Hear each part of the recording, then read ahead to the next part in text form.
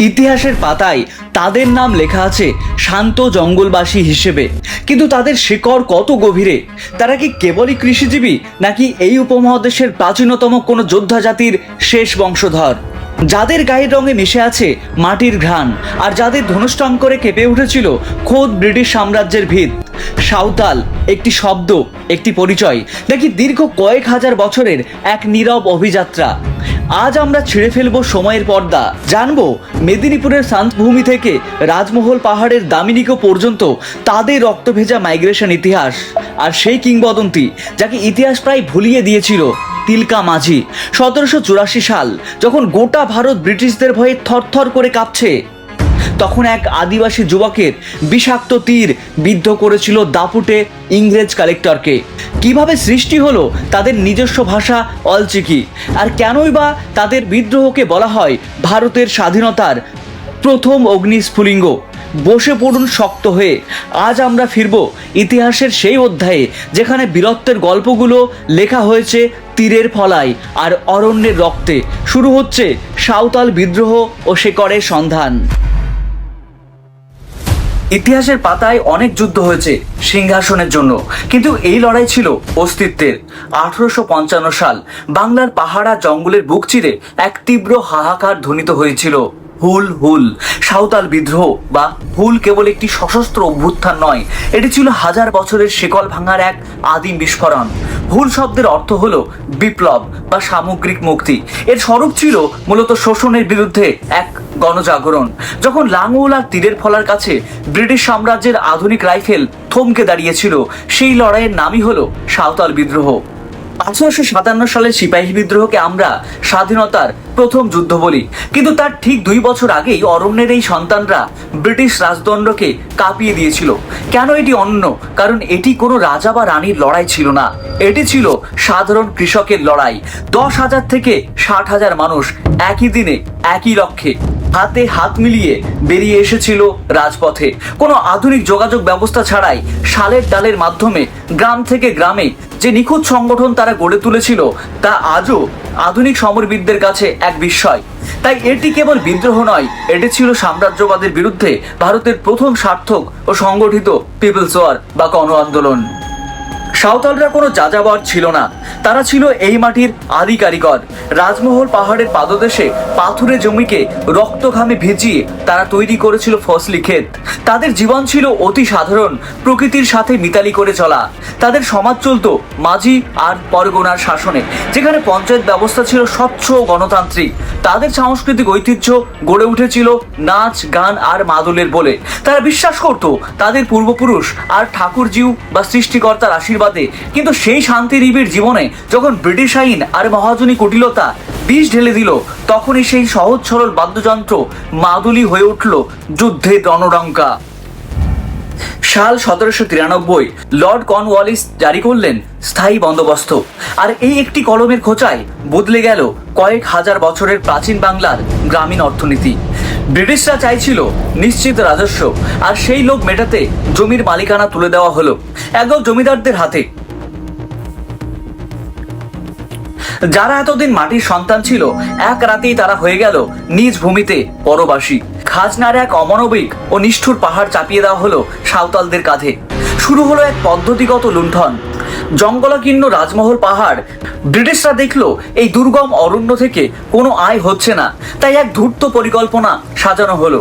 1832 সালে ঘোষণা করা হলো দামিনিকো পাহাড়ের প্রান্তদেশ। সাঁওতালদের প্রলোভন দিয়ে আনা হলো এই অঞ্চলে। বিশ্বাসী সাঁওতালরা ভাবলো এটাই বুঝি তাদের সেই স্বপ্নের দেশ। তারা হাড় ভাঙা খাটুনি দিয়ে পাথুরে মাটি খুঁড়ে আর হিংস্র পশুর সাথে লড়াই করে গভীর জঙ্গল পরিষ্কার করলো।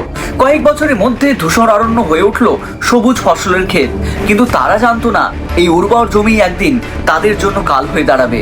জমি যখন সোনা ফলাতে শুরু করলো, ঠিক তখনই শকুনদের নজর পড়লো সেই ফসলের দিকে। সমতল থেকে দলে দলে আসতে শুরু করলো বহিরাগতরা, যাদের সাঁওতালরা চিনতো ডিকু নামে। এই ডিকুরা ছিল মহাজন, জোদ্দার আর চতুর দালালের দল। তাদের সাথে হাত মেলালো ব্রিটিশদের দুর্নীতিগ্রস্ত পুলিশ বাহিনী। সহজ সরল সাঁওতালদের বিশ্বাস নিয়ে খেলা শুরু করলো এই ডিপুরা। তারা গ্রামগুলোতে ঢুকে পড়লো এক অদৃশ্য মহামারীর মতো, যাদের একমাত্র লক্ষ্য ছিল আদিবাসীদের সর্বস্ব লুটে নেওয়া। সাঁওতালরা জানতো না কাগজ কলমের কারসাজি। ডিকু মহাজনেরা ভুয়ো দলিলে আঙুলের ছাপ নিয়ে হাতিয়ে নিল তাদের বাপদাদার ভিটে মাটি। খাজনা মেটাতে না পেরে তারা পড়লো ঋণের এক মরণ ফাঁদে। সামান্য কয়েক টাকা ঋণ সুদে আসলে হয়ে দাঁড়ালো পাহাড় সমান। সামান্য নুন বা তেলের জন্য তাদের পরিবারের ছোট ছোট ছেলে মেয়েদের পর্যন্ত মহাজনের বাড়িতে দাস বা কমিয়া হয়ে খাটতে হতো। নিজের জমিতেই তখন তারা কৃতদাস। এই অন্ধকার থেকে মুক্তির কোনো পথ ছিল না, কোনো আদালত ছিল না, কোনো বিচারক ছিল না। সাঁওতালদের রক্তে ভেজা উর্বর জমি যখন ব্রিটিশদের নজরে এলো, তখন খাজনার হার এক লাফে বেড়ে গেল কয়েক গুণ। কোম্পানি বাহাদুরদের কাছে জমি ছিল কেবল আয়ের উৎস। তারা সাঁওতালদের প্রথাগত সামূহিক মালিকানা অস্বীকার করে জমি তুলে দিল নিষ্ঠুর জমিদারদের হাতে। যে আঙুল দিয়ে তারা মাটি চষত, সেই লাঙল আর বলদও কেড়ে নেওয়া হলো করের দায়ে। পেটের খিদে আর খাজনার চাপ, এই দুই জাতাকলে পিষ্ট হতে হতে সাঁওতালদের দেওয়ালে পিঠ থেকে গেল। ডিকু মহাজনদের সুদের কারবার ছিল এক মরণ ফাঁদ। সামান্য কয়েক টাকা ঋণ চক্রবৃদ্ধি হারে বেড়ে কয়েকশো টাকা হয়ে যেত। এই ঋণ শোধ করতে না পেরে শুরু হতো কমিয়া বারতি প্রথা, অর্থাৎ ঋণের দায়ে একজন সাঁওতালকে সারা জীবন মহাজনের বাড়িতে বিনা পারিশ্রমিকে কৃতদাস হয়ে খাটতে হতো। শুধু সে নয়, তার ছেলে, এমনকি নাতিও। সেই ঋণের বোঝা বয়ে চলতো এক টুকরো জমির বিনিময়ে কেড়ে নেওয়া হতো আস্ত একটা মানুষের জীবন আর স্বাধীনতা। 1850-এর দশকে ভাগলপুর থেকে রাজমহল পর্যন্ত রেলপথ বসানোর কাজ শুরু হলো। সভ্যতার এই জয়যাত্রার বলি দেওয়া হলো সাঁওতালদের। জঙ্গল থেকে ধরে এনে তাদের জোর করে সস্তা শ্রমিক হিসেবে ব্যবহার করা হতো। শুধু পরিশ্রম নয়, ইংরেজ ঠিকাদার আর সাহেবদের সাঁওতাল নারীদের ওপর চালাতো অমানবিক লাঞ্ছনা। তাদের সম্মান ধুলোয় মিশিয়ে দেওয়ার এই ক্ষত সাঁওতাল সমাজ ভুলতে পারেনি। রেলপথের প্রতিটি স্লিপার যেন বসেছিল এক একজন আদিবাসীর দীর্ঘশ্বাসের ওপর। এই সাঁওতালরা যখন বিচারের আশায় থানায় যেত, সেখানে বসা দারোগা ছিল মহাজনের কেনা গোলাম। ইংরেজ বিচারকদের আদালত ছিল দূরবর্তী শহরে, যেখানে ভাষা ছিল বিদেশি আর আইন ছিল ব্রিটিশ স্বার্থ রক্ষার হাতিয়ার। সাক্ষী, প্রমাণ আর উকিলদের প্যাচে পড়ে সহজ সরল সাঁওতালরা বারবার হেরে যেত। তারা বুঝলো এই আদালত তাদের জন্য নয়, বরং এটি শোষকদের রক্ষা করার এক লোহার দুর্গ। বিচার যখন প্রহসনে পরিণত হয়, তখন মানুষের হাতে অস্ত্র তুলে নেওয়া ছাড়া কোনো পথ বাকি থাকে না। কেবল অর্থ নয়, আঘাত এলো তাদের জাতিগত সম্মানেও। মহাজনেরা তাদের ডাকত বুনো বা অসভ্য বলে। তাদের দীর্ঘদিনের সামাজিক নিয়ম, তাদের পবিত্র জাহের থান বা উপাসনালয়, সব কিছুই ডিকু আর সাহেবদের কাছে ছিল তুচ্ছ। নিজের সংস্কৃতির ওপর এই অপমান আর আত্মপরিচয় হারিয়ে ফেলার ভয় সাঁওতালদের ভেতরে এক সুপ্ত আগ্নেয়গিরি তৈরি করছিল। সেই আগ্নেয়গিরি একদিন ফেটে পড়ল হুলের দাবানল হয়ে। তারিখটা ছিল 1855 সালের 30শে জুন। ভগ্নাডিহির বিশাল প্রান্তর সেদিন এক জনসমুদ্রে পরিণত হয়েছিল। তীরধনুকার টাঙ্গি হাতে নেমে এলো হাজার হাজার আদিবাসী। কোনো ঐতিহাসিক বলেন 10,000, কে বলেন 60,000, কিন্তু সংখ্যার চেয়েও বড় ছিল সেই মানুষের চোখের আগুন। ভারতের ইতিহাসে এর আগে সাধারণ মানুষের এমন বিশাল আর সুশৃঙ্খল জমায়েত দেখেনি কেউ। আকাশ বাতাস কাঁপিয়ে ধ্বনি উঠল, শোষণের দিন শেষ, এবার শুরু হবে হুল। এই জনসমুদ্রের মাঝখানে দাঁড়িয়েছিলেন চার ভাই, সিধু, কানু, চাঁদ আর ভৈরব মুর্মু। তারা কোনো রাজা বা নবাব ছিলেন না, ছিলেন সাধারণ সাঁওতাল ঘরের সন্তান। কিন্তু তাদের তেজ আর সাংগঠনিক শক্তি ছিল অতুলনীয়। বিশেষ করে সিধু আর কানু হয়ে উঠলেন এই মহাবিপ্লবের প্রধান সেনাপতি। তাদের একটি ডাকে কয়েক ঘন্টার মধ্যে গোটা জনপদ যুদ্ধের জন্য প্রস্তুত হয়ে যেত। তারা শুধু নেতা ছিলেন না, তারা ছিলেন নির্যাতিত মানুষের শেষ ভরসা। বিদ্রোহের এই শক্তি কেবল অস্ত্রের ছিল না, ছিল গভীর বিশ্বাসের। সিধু আর কানু ঘোষণা করলেন ঠাকুরজিউ বা পরমেশ্বর নিজে তাদের দেখা দিয়েছেন। তিনি নির্দেশ দিয়েছেন লাঙল যার জমি তার, শোষকদের দেশ থেকে তাড়াতে হবে। সাদা কাগজের ওপর ঠাকুরের আশীর্বাদ নেমে এসেছে। এই বিশ্বাস সাঁওতালদের মনে অসীম সাহসের জন্ম দিল। তারা বিশ্বাস করতে শুরু করলো যে সত্যের এই লড়াইয়ে ব্রিটিশদের বন্দুকের গুলিও তাদের শরীরে বিঁধবে না।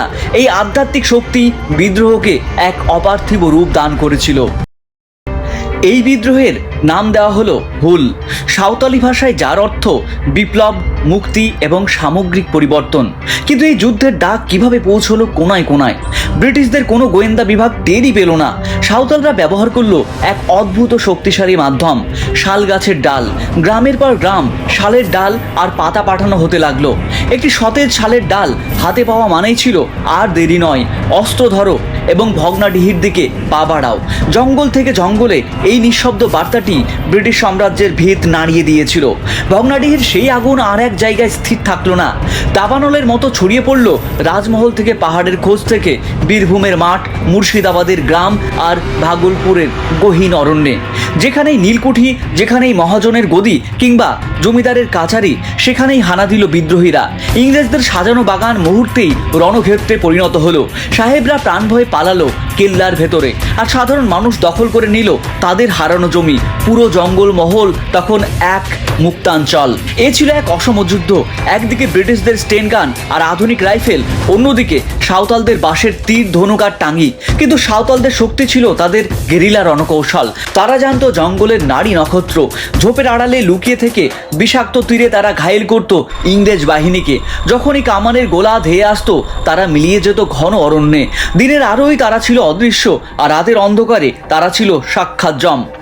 তাদের নিশানায় ভুল হতো না, আর তাদের সাহসের সামনে আধুনিক অস্ত্র মাঝে মধ্যে ফিকে হয়ে যেত। ব্রিটিশ গোয়েন্দারা হন্যে হয়ে খুঁজছিল কিভাবে এত দ্রুত খবর ছড়িয়ে পড়ছে।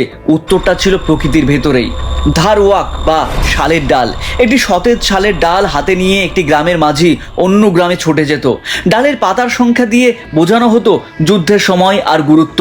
এই নিঃশব্দ বার্তাবাহক ছিল টেলিগ্রামের চেয়েও দ্রুত। যখনই কোনো গ্রামে শালের ডাল পৌঁছতো, রান্না বান্না ফেলে পুরুষেরা অস্ত্র ধরত আর নারীরা যুদ্ধের রসদ জোগাতো।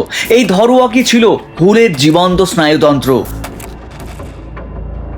এই লড়াই কেবল সাঁওতালদের একার ছিল না। শোষণের শিকার হওয়া কামার, কুমোর, তাঁতি আর গোয়ালারাও এই যুদ্ধে সামিল হয়েছিল। কামাররা রাত জেগে তীরের ফলা আর টাঙ্গি ধার দিয়ে দিত। কুমোররা মাটির পাত্রে যুদ্ধের রসদ লুকিয়ে রাখত। টোম আর চর্মকাররা বাদ্য বাজিয়ে বিদ্রোহীদের উৎসাহিত করত। এমনকি অন্যান্য আদিবাসী গোষ্ঠীগুলিও কাঁধে কাঁধ মিলিয়ে লড়াইয়ে নেমেছিল।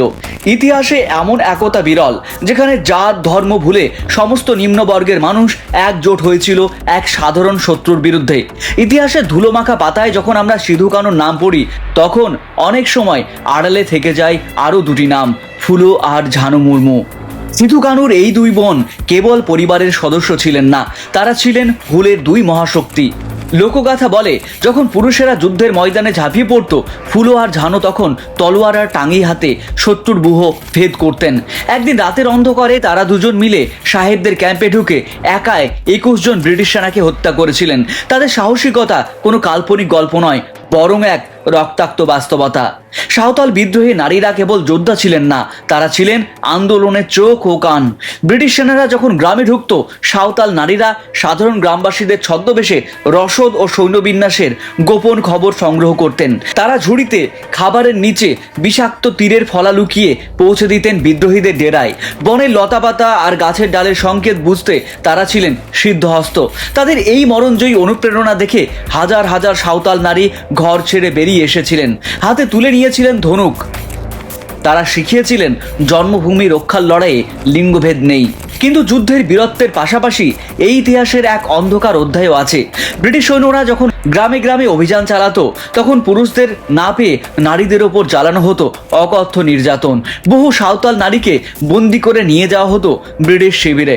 সেখানে তাদের ওপর চলতো পাশবিক অত্যাচার আর লাঞ্ছনা। কিন্তু আশ্চর্যের বিষয় হলো, ব্রিটিশদের তীব্র যন্ত্রণার মুখেও এই নারীরা মুখ খোলেননি। ফাঁসি কাঠে দাঁড়িয়েও তারা সিধু কানুর নাম নিয়েছেন, কিন্তু বিশ্বাসঘাতকতা করেননি। তাদের আত্মত্যাগ আর চোখের জল দিয়েই রচিত হয়েছিল সাঁওতাল বিদ্রোহের এক বিশাল অংশ, যা আজ আমাদের কৃতজ্ঞ চিত্তে স্মরণ করা উচিত।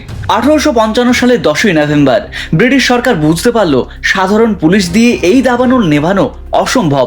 উত্তর ও পূর্ব ভারত থেকে তলব করা হলো বিশাল সেনাবাহিনী, জারি করা হলো মার্শাল ল বা সামরিক আইন। শান্ত রাজমহল পাহাড়ের বুক চিরে গর্জে উঠল ব্রিটিশদের আধুনিক ফিল্ড গান আর কামান। একদিকে ছিল ক্ষুধার্ত মানুষদের বাঁশের তীর, আর অন্যদিকে সাম্রাজ্যবাদীর শক্তির সুপ্রশিক্ষিত বাহিনী। শুরু হলো ইতিহাসের একতরফা আর অসম যুদ্ধ। ব্রিটিশদের নীতি ছিল পরিষ্কার, পোড়া মাটি নীতি। বিদ্রোহ দমনে তারা কেবল যোদ্ধাদের নয়, আক্রমণ করলো সাধারণ জনপদকে। গ্রামের পর গ্রাম জ্বালিয়ে দেওয়া হলো, ধোঁয়ায় আকাশ কালো হয়ে গেল, বাতাসের পোড়া লাশের গন্ধ। যে জঙ্গল সাঁওতালদের আশ্রয় দিত, সেই জঙ্গলকেই তাদের কবরস্থানে পরিণত করলো ইংরেজরা। কোনো বিচার নেই, কোনো ক্ষমা নেই, দেখা মাত্রই গুলির নির্দেশ। হাজার হাজার নিরীহ সাঁওতালকে সারিবদ্ধভাবে দাঁড় করিয়ে গুলি করে মারা হলো। অরণ্যের সবুজ মাটি লাল হয়ে উঠল তার সন্তানদের রক্তে। ব্রিটিশরা এক অদ্ভুত ও নৃশংস কৌশল নিল। তারা বুনো হাতিদের প্রশিক্ষণ দিয়ে নিয়ে এলো সাঁওতালদের গ্রামগুলোতে। সারি সারি মাটির ঘর, যেগুলো সাঁওতালরা পরম মমতায় গড়েছিল, সেই ঘরগুলো হাতির পায়ের তলায় পিষ্ট হয়ে মাটির সাথে মিশে গেল। কেড়ে নেওয়া হলো গবাদি পশু, ধ্বংস করা হলো মজুত করা শস্য। যুদ্ধের পাশাপাশি শুরু হলো এক ভয়াবহ অর্থনৈতিক অবরোধ। খাদ্যের অভাবে আর আশ্রয়ের অভাবে তিলে তিলে মারা যেতে লাগলো মানুষ। ব্রিটিশরা চেয়েছিল কেবল শরীর নয়, সাঁওতালদের আত্মাকেও গুড়িয়ে দিতে। কিন্তু কেবল অস্ত্রে কাজ হয়নি। ব্রিটিশরা আশ্রয় নিল চক্রান্তের। কিছু উচ্চবিলাসী দালালের বিশ্বাসঘাতকতায় একে একে ধরা পড়ল বিদ্রোহের প্রাণপুরুষেরা। 1855 সালের শেষের দিকে আহত ও ক্লান্ত অবস্থায় গ্রেপ্তার হলেন সিধু মুর্মু। কোনো কোনো তথ্যে জানা যায় তাকে নিষ্ঠুরভাবে হত্যা করা হয়েছিল। আবার কারো মতে তিনি বীরের মতো লড়াই করতে করতে শহীদ হন। এরপর ফেব্রুয়ারিতে ধরা পড়লেন কানহু। ভগ্নাডিহির সেই মাঠ যেখানে হুলের জন্ম হয়েছিল, সেখানেই হাজার হাজার মানুষের সামনে ফাঁসি কাঠে ঝোলানো হলো কানহুকে। নেতৃত্বের পতনে বিদ্রোহ স্তিমিত হয়ে এলো ঠিকই, কিন্তু তাদের রক্তে ভেজা ওই মাটি এক নতুন লড়াইয়ের বীজ বুনে দিয়ে গেল। হুল স্তিমিত হয়ে এলো ঠিকই, কিন্তু ব্রিটিশ রাজশক্তি বুঝতে পারল তীর ধনুকধারী এই মানুষদের আর অবহেলা করা নিরাপদ নয়। বিদ্রোহের আগুনেই জন্ম নিল নতুন প্রশাসনিক কাঠামো। 1855 সালের 22 ডিসেম্বর পাশ হলো অ্যাক্ট 37। এই আইনের অধীনে বীরভূম ও ভাগলপুরের একাংশ নিয়ে গঠন করা হলো একটি সম্পূর্ণ নতুন জেলা, সাঁওতাল পরগনা। এটি ছিল ইতিহাসের এক বিশাল জয়। বন্দুকের নলের সামনে মাথা না নোয়ানো এক জনগোষ্ঠীর কাছে মাথা নোয়াতে বাধ্য হলো খোদ ব্রিটিশ পার্লামেন্ট। সাঁওতালদের দীর্ঘদিনের দাবি শেষমেশ আইনি স্বীকৃতি পেল। নতুন জেলা গঠনের পর অসাঁওতাল বা ডিকুদের কাছে সাঁওতালদের জমি হস্তান্তর করা কঠোরভাবে নিষিদ্ধ করা হলো।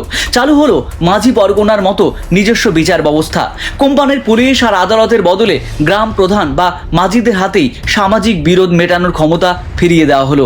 জঙ্গল আর মাটির ওপর সাঁওতালদের যে আদিম অধিকার ছিল, তা কাগজে কলমে মেনে নিতে বাধ্য হলো শ্বেতাঙ্গ শাসকেরা। শোষণের যে পাহাড় প্রমাণ কর সাঁওতালদের পিষে ফেলছিল, বিদ্রোহের পর তাদের আমূল পরিবর্তন আনা হলো। জমির খাজনা কমানো হলো এবং আদায়ের পদ্ধতিতে স্বচ্ছতা আনা হলো। 1876 সালে সাঁওতাল পরগনা টেন্যান্সি অ্যাক্ট পর্যন্ত যে আইনি সংস্কারগুলো হয়েছিল, তার প্রতিটি অক্ষরের পেছনে ছিল হুলের শহীদদের রক্ত। জমিদারদের লাঠিয়াল বাহিনী আর মহাজনের সুদের কারবার এক ধাক্কা খেলো। আইনের দেওয়ালে হুল প্রমাণ করলো ঐক্যবদ্ধ লড়াই করলে রাজদণ্ডকেও নত করা সম্ভব। সাঁওতাল বিদ্রোহের আগুন কেবল রাজমহল পাহাড়েই সীমাবদ্ধ থাকেনি। এই লড়াই ছিল ভারতের স্বাধীনতা সংগ্রামের এক বিশাল রিহার্সাল। হুলের ঠিক 2 বছর পরই যখন 1857 সালে সিপাহী বিদ্রোহ শুরু হলো, তখন সিপাহীরা সাঁওতালদের সেই অদম্য সাহস থেকেই অনুপ্রেরণা পেয়েছিল। নীল বিদ্রোহ থেকে শুরু করে পাবনার কৃষক আন্দোলন, ব্রিটিশ বিরোধী প্রতিটি গণসংগ্রামে হুল হয়ে থাকলো এক ধ্রুবতারা। সিধু কানহুর আত্মত্যাগ বুঝিয়ে দিল ভারতবাসী আর দাসত্ব মেনে নিতে রাজি নয়। জঙ্গল থেকে যে লড়াই শুরু হয়েছিল, তা শেষ পর্যন্ত পৌঁছে গিয়েছিল দিল্লির সিংহাসন পর্যন্ত। ইতিহাসের বই অনেক সময় অনেক কিছু ভুলে যায়, কিন্তু মানুষের স্মৃতি তা ভুলতে দেয় না। সাঁওতাল বিদ্রোহের ইতিহাস রাজদলিলে নয়, বরং বেঁচে আছে সাঁওতালি লোকসঙ্গীত আর লোকগাথার মাঝে। আজও শরতের রাতে বা বসন্তের উৎসবে যখন মাদল বাজে, তখন প্রবীণদের কণ্ঠে গানে গানে ফিরে আসে সিধু কানহুর বীরত্ব। তাদের মৌখিক ঐতিহ্যে সিধু কানহু কেবল ঐতিহাসিক চরিত্র নন, তারা হলেন একজন বীর পুরুষ বা দেবতা। গানে গানে বলা হয় কিভাবে শালের ডাল বয়ে এনেছিল মুক্তির সংবাদ, আর কিভাবে ভগ্নাডিহির মাটি লাল হয়েছিল রক্তের আলপনায়। এই সুরই প্রজন্ম থেকে প্রজন্মান্তরে হুলের চেতনাকে সজীব রেখে চলেছে। প্রায় প্রতি বছর 30শে জুন যখন ভারত জুড়ে হুল দিবস পালিত হয়, তখন তা কেবল একটি স্মারক অনুষ্ঠান হয়ে থাকে না। আধুনিক ভারতের আদিবাসী সমাজ এই দিনটিকে তাদের জল, জঙ্গল আর জমির অধিকার রক্ষার শপথ দিবস হিসেবে পালন করে। সিধু কানুর সেই হুল আজও ঝাড়খণ্ড, পশ্চিমবঙ্গ, ওড়িশা ও বিহারের আদিবাসী আন্দোলনের প্রেরণা। ভূমি সংস্কার থেকে শুরু করে স্বায়ত্ত শাসনের দাবি, প্রতিটি লড়াইয়ের মিছিলে সিধু কানু আর ফুলো ঝানোর ছবি আজও সবার আগে থাকে। হুল দিবস আমাদের মনে করিয়ে দেয়, শিকড় ছিঁড়ে ফেললে কোনো জাতি বাঁচতে পারে না। হুলের সেই আগ্নেয়গিরি প্রভাব ফেলেছে বিশ্ব সাহিত্যেও। কার্ল মার্কস থেকে শুরু করে মহাশ্বেতা দেবী বিস্ময়ের সাথে লক্ষ্য করেছেন এই লড়াইয়ের তীব্রতা। মহাশ্বেতা দেবীর কলমে ফুটে উঠেছে অরণ্যের সন্তানদের সেই হাহাকার আর প্রতিবাদ। অন্যদিকে চলচ্চিত্র জগতের কিংবদন্তি মৃণাল সেন তার মৃগয়া চলচ্চিত্রে দেখিয়েছেন আদিবাসী জীবনের সেই চিরন্তন লড়াই ও বঞ্চনার গল্প। আজকের দিনে দাঁড়িয়েও কবিতা, নাটক আর সমসাময়িক শিল্পকলায় হুল এক অপরাজেয় দর্শন। এই বিদ্রোহ আমাদের শিখিয়েছেন যে ক্ষমতার কাছে নত না করাই হলো মানুষের শ্রেষ্ঠ পরিচয়। হুল কোনো অতীত নয়, হুল এক চিরকালীন বর্তমান। সাঁওতাল বিদ্রোহ কেবল অরণ্যের একটি বিচ্ছিন্ন ঘটনা ছিল না, এটি ছিল সাম্রাজ্যবাদের বিশাল হিমশৈলে প্রথম বড় রকমের আঘাত।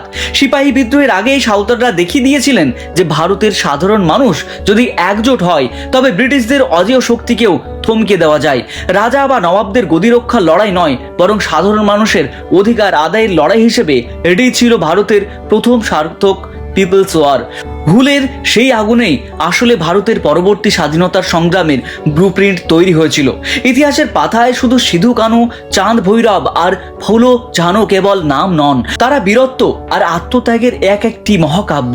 যে সময়ে আধুনিক অস্ত্রশস্ত্রের সামনে দাঁড়ানো ছিল নিশ্চিত মৃত্যু, সেই সময় তারা বেছে নিয়েছিলেন লড়াইকে। ন্যায় বিচার এবং আত্মমর্যাদার জন্য তাদের এই বলিদান আজও আমাদের শেখায় যে সংখ্যা বা শক্তিতে নয়, লড়াই জেতা যায় অদম্য সাহসে। তারা কেবল সাঁওতালদের নেতা ছিলেন না, তারা ছিলেন সারা বিশ্বের নির্যাতিত মানুষের চিরন্তন প্রতিবাদের প্রতীক। আজকের পৃথিবীতেও হুলের গুরুত্ব ফুরিয়ে যায়নি। যখনই কোনো আদিবাসী মানুষ তার জমির অধিকারের জন্য লড়াই করেন, যখনই কোনো জনগোষ্ঠী তাদের সংস্কৃতি ও ভাষা রক্ষার জন্য সোচ্চার হন, সেখানে সিধু কানুর ছায়া দেখা যায়।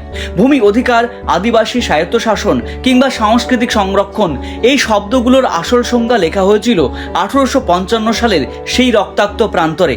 আজকের আধুনিক ভারতের গণতান্ত্রিক কাঠামোর মাঝেও হুলের চেতনা আমাদের সতর্ক করে দেয়, শোষণমুক্ত সমাজ গড়তে হলে মাটির লড়াইকে ভুলে গেলে চলবে না। হুল শেষ হয়নি, হুল বেঁচে আছে প্রতিটি অধিকার সচেতন হৃদয়ে। জয় জহর। ভিডিও ভালো লাগলে চ্যানেলটি সাবস্ক্রাইব করুন। পরবর্তী ভিডিও আপনারা কি বিষয়ক দেখতে চান কমেন্টে জানান।